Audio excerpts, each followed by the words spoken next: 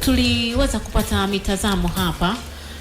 Tulisikia story ile kuhusiana na tume ya kijinai ambayo imeundwa na Rais wa Jamhuri ya Muungano wa Tanzania, lakini pia tumesikia sekeseki la mafuta huko nchini Kenya. Nadhani haya ni mambo mawili ambayo Francis leo specific tulikuwa tunahitaji kuzungumza na wewe.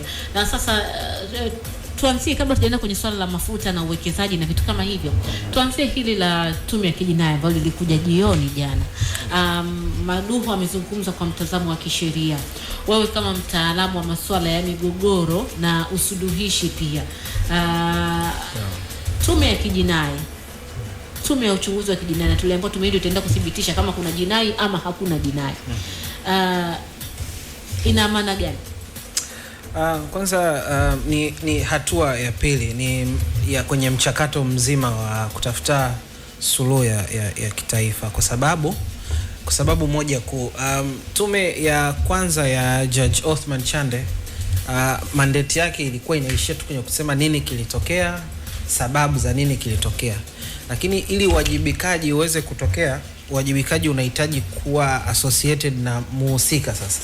Sababu wajibikaji uwezo ukautoa kwenye vyanzo, ukasema tutawajibisha umaskini ulioleta watu wapate hasira. Hatuwezi tukawajibisha sijui utokuwepo wa katiba mpya au kauli za kisiasa. Hivyo vitu haviwezi vikaenda mahakamani. Kitu ambacho kinaweza kikawajibishwa kwenye either upande wa waandaaji au upande wa vyombo vya ulinzi na usalama au wanasiasa vilivyofanya makosa ya jinai, ni tume ambayo ina nguvu ya kumpeleka mtu mahakamani. Manake ina nguvu ya kisheria ya kumwajibisha mtu. Hiyo ndio tofauti kati ya tume ya kwanza na hii ya pili. Na tume ya pili. Na kumekuwa na wasiwasi mkubwa kwamba kodi zetu hazitumiki vizuri, kwamba kwa nini sasa tunaenda kipindi ambacho sasa inaitwa tume juu ya tume. Hapana, huu ni mchakato. Na tume ya kwanza kabisa ya uchunguzi iliona, yani maana yake imeona kuna mambo ambayo ni makubwa zaidi ya mapendekezo, kwa sababu mapendekezo yakatolewa kwamba tuone katiba mpya, kuwe na siku labda ya tarehe 29 hiyo siku ya kumbukizi. Labda uchunguzi wa kijinai, maana yake unaenda moja kwa moja mahakamani. Hakutakuwa na mahakama pase kwenye hii tume. Lakini haya mapendekezo ya sasa hivi hayatakuwa tena mali ya rais kama mara ya kwanza. Hii itakuwa ni mali ya umma, kwa sababu kwa mara ya kwanza jinai itaingia kwenye mfumo wa umma kupitia document za mahakama, kwa sababu mahakamani hakunaga tena siri. Ikishafika hatua ambayo inatoka kwenye mambo ya tume, uchunguzi nini, ikafika mahakamani, ni sehemu ambayo uwajibikaji unakuwa na jina, unakuwa na mtu, na unakuwa kwa mwisho wake na kwa uhalali wake inakuwa ina uwezo wa kutoa sasa adhabu ya uwajibikaji kwa namna hiyo. Kwa hiyo kwa mfano labda jina langu likagundulika kwamba tume imedhibitisha labda usikaji wangu, imepeleka labda jina langu katika pale mahakamani. Kuna zile proceedings zile za kimahakama tena kuanza kutafuta ushahidi, ama ninaenda kuhukumiwa labda pale mahakamani? Kwa mfano kama ninahusika na labda, kwa sababu mimi sio mwanasheria. Tume hii sasa ambayo imeundwa kwa sasa, mathalan ikabaini kwamba baada ya kuchunguza sasa labda jinai, tumebaini kwamba fulani sasa kweli alihusika katika jambo fulani, ikapeleka jina lake linakwenda kama ulivyosema mahakamani. Kule mahakamani tena panaanza tena habari labda ya ushahidi na kujitetea, ama inakwenda kule mahakamani kuhukumiwa kulingana na ukweli uliotokana na hii tume ya jinai, ama inakuwa vipi hapo? Hapana, lazima kwenye mfumo wa haki jinai lazima upande wa mshtakiwa pia aweze kujitetea, aweze kusikilizwa, aweze kujitetea, au aweze kutoa engo yake pia ya event, kwa sababu ile itaenda kwenye document za mahakama. Kwa hiyo lazima kuwe na upande wa pili. Kwa hiyo sio kwamba tume ikishasema wewe jina lako ulihusika basi mahakama inaamua, kwa sababu hata mahakama ili iweze kupima adhabu inabidi pia ikusikilize na wewe pia iangalie, idetermine nini, mara ya ngapi imetokea, je kulikuwa na level gani ya coordination au ukubwa wa tatizo, au wewe nafasi nafasi yako ni ipi kwenye conspiracy sasa kubwa, au vitu gani vilikupelekea hivyo vitu vinaweza vikaathiri hukumu au wajibikaji. Lakini tume hii ya jinai pia itaweza kumuita mtu kumsikiliza na kumpa nafasi kujitetea pia. No, nadhani watafanya uchunguzi wao na itakuwa in a way ambayo mahakama itaendelea sasa na hayo maswali. Mapendekezo yao yatapelekwa nadhani mahakamani kwa ajili ya utaratibu wa kisheria kuendelea. Lakini wao kama wao kwa idadi yao sidhani kama wanaweza wakakaa wakasema eti watafanya wao kama wao uchunguzi wa watu wote vile. Nadhani kutakuwa na taratibu za kimahakama, lakini ngoja tuendelee kusubiri kwenye upande wa kisheria huko tuone inakuaje. Lakini ni habari njema kwa sababu uwajibikaji pia inabidi sasa uweze kulengwa kwa mtu binafsi. Na tume ya kwanza maana yake inaweza tu ikasema vyanzo nini, ni kama maabara tu iseme tu labda wewe unauma kwa sababu labda ulingatwa na mbwa, lakini sasa tufanyaje sasa huu upelelezi mpya, sasa tutumie drip, tufanyaje, tuendaje?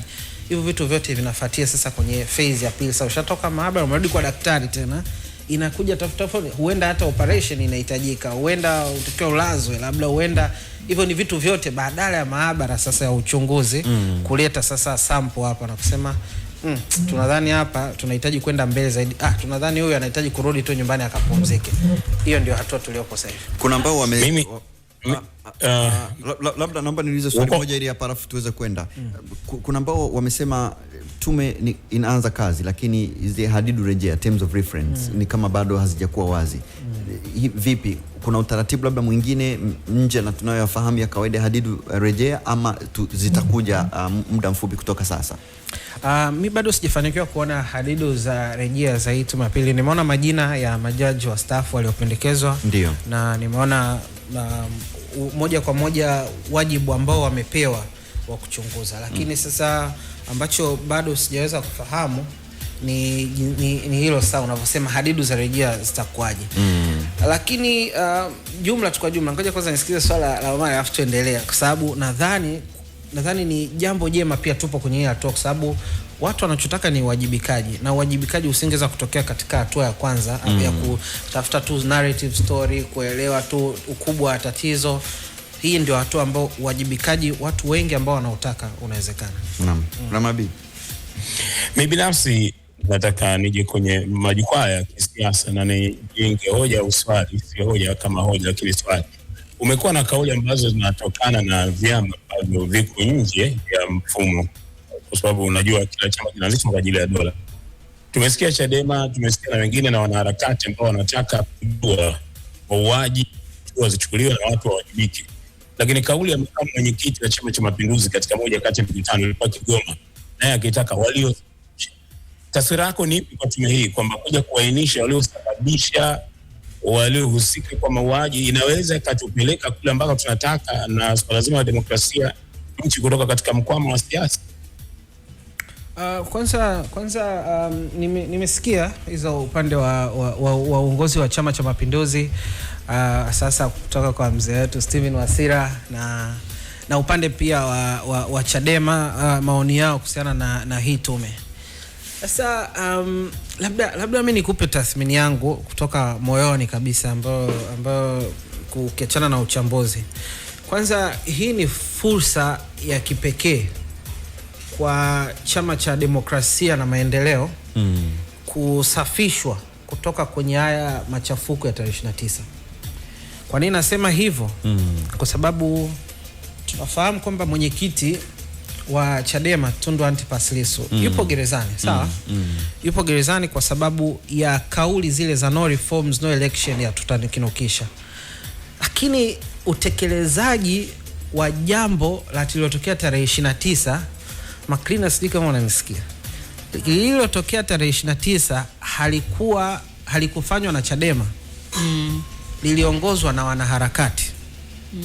Kwa sababu Chadema ndio alitoa wazo, lakini baada ya mwenyekiti kukamatwa, kufunguliwa mashtaka ya uhaini, kuanzia upande wa makamu mpaka Chadema yote upande hivi, kuna namna ambavyo walijiweka mbali na maandamano ya tarehe 29 kwenye maandalizi, kwenye kila kitu. Ile kandarasi sasa, kwa sababu Chadema walijaribu kufanya siasa za kabisa za kawaida, wakajaribu ku raise tone kupata hela kwa ajili ya kuendesha chama chao cha kisiasa, haikufanikiwa sana. Walipata milioni 60 na kitu tu. Chama kikuu cha upinzani Tanzania kilipata milioni 60 na kitu kutoka kwa Tanzania wote kwa ajili ya kuendesha chama chao. Ni chama ambacho pia kikafungiwa baada ya muda kutokana na ile kesi ya Zanzibar ya swala la mali. Kwa hiyo Chadema kuanzia kabla hata ya mwezi wa 10 walikuwa tayari hawako operational. Lakini hii kandarasi ilichukuliwa na wanaharakati ambao wako hybrid, wako ndani ya Chadema lakini pia wanafanya kazi na taasisi zao mbalimbali, either mashirika yasiyo ya kiserikali NGO au hata mashirika mengine ya nje ya nchi kwa namna moja au nyingine. Ukiangalia organization yote hii hapa ilitokea nje ya nchi. Vyombo vya ulinzi na usalama vya Tanzania tarehe 29 vilikuwa kati ya maswali mengi waliokuwa nayo ni nani ana finance hii issue, nani anatoa hela ya kumotivate operation mtandaoni. Utaona kulikuwa hadi na bloggers wa Kenya wakubwa wanashadadia nini kitokea huku. Hawa watu wote walikuwa wanalipwa. Nadhani imefika hatua ya kuwa jinai kwa sababu pia upande wa serikali unaamini kulikuwa na shinikizo kutoka nje ya nchi. Sawa? Ukiachana na vitendo vya jinai ambavyo vilivyotokea, kwa sababu tarehe 29 kilichotokea kilitakiwa kiwe maandamano pure. Kwa malengo nadhani ya Chadema ilikuwa ni maandamano pure ya kusema tutasimama, tutatembea hapa hadi hapa. Lakini ukiangalia spaces ambazo zilikuwa ziko funded na watu kama Ford Foundation, let's say unakuja hapa Change Tanzania, bloggers walioko Afrika Kusini au Kenya, wote walikuwa wanatoa maelekezo ya jinsi gani ya kuparalyze serikali kwa mbinu za kigaidi. Kwa sababu Francis, kwa mfano kama hizi taasisi ambazo umezitaja kama Ford Foundation, kama najua ni taasisi kubwa na ni za kimataifa, tuna mpaka sasa hivi tuko katika uhalisia ambako tuna uhakika wa taarifa hizi kwamba wamehusika? No, bado. Kwa sababu kulikuwa na revelations zilitokea mtandaoni. Hawa wanaharakati na nyoo wanachomana sana. Kumekuwa na ugomvi mkubwa hii weekend ya wanaharakati waliopo Kenya. Tuseme ni baadhi ya hisia, ni baadhi ya rumors. Wasije wakatufuata sisi wakasema tumewataja hewani. Kwa ni baadhi ya hisia ya baadhi ya taasisi ambazo sawa kabisa. Kwa sababu hivi ni vitendo ambavyo vilifanyika tarehe 29 kwenye macho ya jamhuri. Ni vitendo ambavyo ukisema unazuia uchaguzi sawa siku ya sensa, unataka ufanye labda marathon. Serikali inasema kaeni ndani, tunahitaji kupitisha mawakala wetu na vishikwambi wa hesabu. Kwa sababu ni mchakato wa kisheria, mchakato wa kikatiba kila baada ya miaka 10. Ukasema leo hii mimi na marathon nataka nikakimbie marathon ya benki, unaelewa, siku ya sensa. Wewe kitendo chochofanya hicho siku kikatazwa, hawatasema kwamba wanaharakati watakuja watasema umenyimwa uhuru wako wa kutoka nje ya nyumba. Serikali inanyima watu uhuru wao kufanya mazoezi au vitu kama hivyo. That kind of ile aina ya manipulate facts.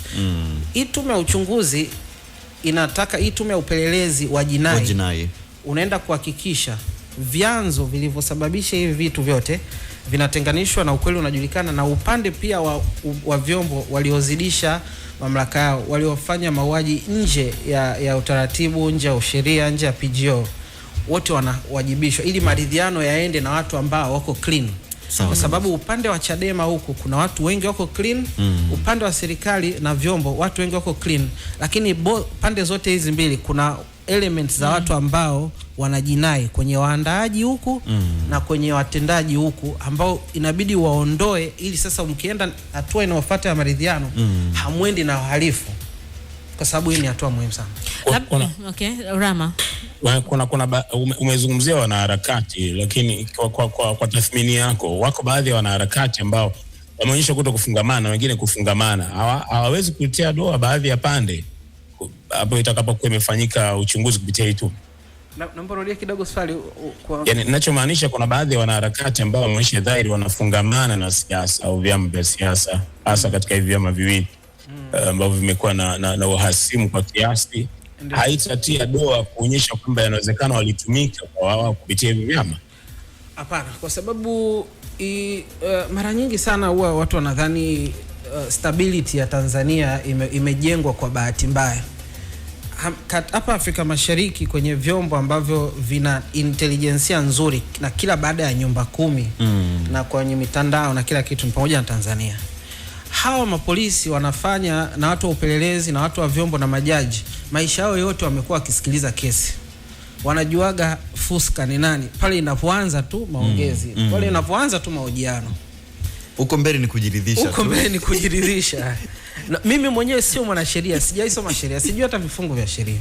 Lakini naweza nikakwambia kabisa Chadema hapa hawakuhusika kabisa, au zile kauli, kwa sababu kauli kusema tutaharibu uchaguzi, hiyo bado anaweza kupitia humo. Hiyo bado sio, uwezo kaishtaki kama uhaini moja kwa moja, na maana kesi bado inaendelea. Ni mbinu gani utazuia uchaguzi? Kama ni mbinu labda let's say za kidemokrasia za maandamano, let's say kweli umeweza kuconvince watu 1,000,000 hapa wazibe mtaa watembee bila kuchoma chochote, hiyo inaweza ikasema nguvu ya umma labda kweli ilisikiliza, kwa sababu maandamano ni haki ya kikatiba, maadamu yamefuata utaratibu. Lakini ukisema leo tunaenda kuchoma miundombinu, kwa sababu lazima watu wafahamu kwamba definition ya ugaidi ni nyepesi mno.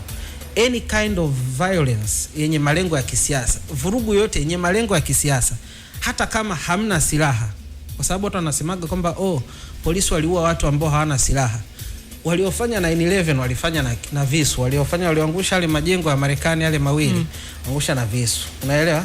Kuna mtu leo anaweza akataka asababisha ajali ya behewa 13 SGR kwa kuondoa reli, anahitaji spana tu kuua watu 200 kwa muda mmoja tu asipodhibitiwa haraka. Unaweza kuua watu 1000 Kigamboni ghafla ukiwasha bomba la mafuta. Unaweza ukasimamisha usafiri wa dawa kwa kuwasha mwendo kasi. Hivyo vitendo vikifanyika kwa malengo ya kisiasa au kidini, labda ukafanya, kwa mfano mimi sasa hivi nikija nikachoma hapa Crown hivi nitashtakiwa kwa kuchoma, kwa uharibifu wa mali. Lakini kiingia hapa nikasema Allahu Akbar, nikawasha hili jengo moto, sina kesi tena ya kuchoma jengo, na kesi ya ugaidi. Kwa sababu imepitia kwenye kivuli cha dini. Sababu nimepitia dini, au ningesema hii Crown ya CCM njoo tuichome moto, tayari nishaingia kwenye kisiasa, kwa sababu sijachoma kwa lengo la, kwa sababu hata wale basi Al-Qaeda wangeweza kusema sisi tuliangusha tu majengo ya serikali ya Marekani, hatukuwa na shida na mtu, kwa hiyo tunawadai labda huko hatujawafanya ugaidi. Lakini kwa sababu ilipitia kwenye kivuli cha dini ndio maana ikaleta qualify hivyo. Kwa hiyo kuna element za jinai kwenye maandalizi, na hatari kubwa ni kwamba maandalizi, na kuweka sawa hapa isije ikaonekana kama tumetaja upande hapo. Inaweza ikawa dini yoyote ile, dini yoyote inaweza ikawa Kristo, inaweza ikawa Uislamu, lakini sheria ndio ina define hivyo. Mimi nilikuwa nataka niulize swali kwamba mfano tume ya Jaji Chande haikutaja majina. Tutegemee ripoti ambayo itakuja kwenye hii tume ya kijinai itakuja na list ya majina kwamba fulani amehusika kwenye kufanya hivi. Yaani mfano kwenye kuhamasisha, labda kuchochea vurugu, kiini cha vurugu waliosababisha ni fulani fulani fulani na fulani. Tutegemee kitu kama hicho, ni watu kutajwa kwa majina? Ndio. Yaani tume ya upelelezi, yani upelelezi ni tofauti na uchunguzi. Hii inataja majina kwa sababu uwajibikaji hauendi kwa vyanzo. Uwezo ukawajibisha umaskini wa Tanzania au kutokuwepo kwa katiba mpya ukaipeleka mahakamani. Nothing unaweza ukashikilia hapo. Lakini ukisema unaenda mahakamani, maana lazima uende na jina. Na kumbuka hamna siri tena mahakamani, kesi yoyote ile unaionaga kama public document, si ndio? Kesi hata mkiwa mnagombana na mtu kishaenda mahakamani na kwa sio siri tena.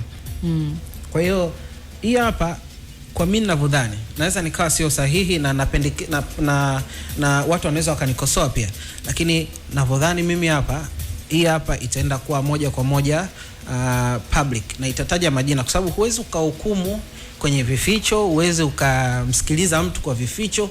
Kuna namna tu wahusika watakuwepo na nadhani watakuwa pande zote mbili. Kuna mchambuzi ambaye alitangulia alisema yeye ni mwanasheria na nafikiri alikuwa ni Maduhu. Alisema haamini sana katika kuleta amani na kufanya taifa lisonge mbele kwa kesi za mahakamani za kushtakiana.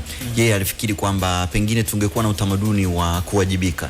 Yani mtu mmoja baada mwingine kwa nafasi yake ambaye anafikiri kwamba awe ni mwanaharakati, awe ndani ya serikali ama nje ya serikali ama vyombo, ambaye anahisi kwa namna moja ama nyingine, kwa moja kwa moja ama sio moja kwa moja, alikuwa sababu ya kilichotokea kwamba angejiuzuru. Unafikiri tumefika hapo? Unajua, ili uweze kufanya maridhiano, ili uweze kusameheana pia, ni vizuri kwanza ukweli ukawekwa bayana, kusiwe na uongo, kusiwe na upande unaodogosha madai ya wenzake. Uweze ukasema vile vifo labda ni akiliunde. Pia uweze ukaiambia kwamba serikali huku peke yake kwamba imefanya makosa peke yake. Lazima kuwe na uwajibikaji wa pande zote. Hasa nafahamu kwamba kuna kuaga na hizo tume za ukweli na upatanishi, lakini huwa haziondoi uwajibikaji wa kisheria. Ukija Rwanda hapa Gachacha, ndio kulikuwa na maridhiano, jamii zinapeana kuku, zinapeana nini, yanaisha, lakini wale wahusika waliopangilia kabisa wale watu wa Radio Mill Collins, wale ile radio ya Kihutu ilikuwa inalengesha kabisa kuna Watusi wamejificha wapi, wale waliadhibiwa. Wale walioagiza mapanga, kuna jamaa anaitwa Felician Kabuga aliagiza mapanga mengi, alipita hapa bandari ya Dar, nyama container mapanga, container mengi, akasema anaenda Kongo kwa ajili ya shughuli za misitu. Yaliishia kwenye kambi za serikali ya Habyarimana hapa Rwanda kwa ajili ya kuwapa Interahamwe. Wale organizers hawezi wakafanya maridhiano, yani wamehusika moja kwa moja ya kubwa. Ukija hata Kenya ndio kulikuwa na tume ya ukweli na upatanishi na uhuru, lakini nani alienda ICC kule? Kenyatta na Ruto walifikaje ICC? Maana yake unaweza ukafanya maridhiano, lakini pia hapo kukaa na utaratibu wa kisheria kabisa kwa watu ambao ni wahusika moja kwa moja, na uwajibikaji wa namna hiyo, kwa sababu kuna makosa ambayo tume ya uchunguzi ya kwanza inaona haya ni makubwa mno, hayawezi kuishia kwenye mapendekezo tu. Lazima huyo awajibike. Uwezi, kwa mfano mtu walikuwa wamelala, let's say mimi kwa gumi kesi ambayo inaniuma kwa upande wa polisi, wale vijana Mwanza sijui walikuwa wameangalia mpira, wale wote wamelala.